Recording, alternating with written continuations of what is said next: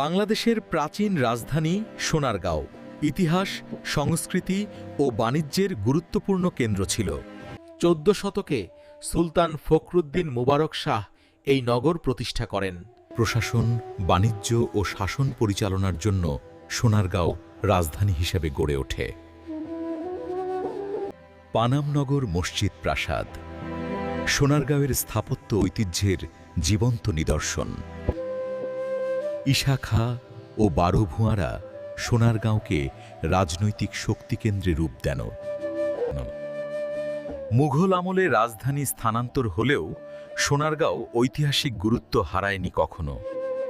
আজ সোনারগাঁও জাদুঘর নিদর্শনে সমৃদ্ধ, বাংলাদেশের গৌরবময় অতীত স্মরণ করায়। বন্ধুরা, এরকম নিত্য নতুন ভিডিও পেতে সাবস্ক্রাইব করুন, উপভোগ করুন দর্শনীয় স্থান সম্পর্কে। ধন্যবাদ।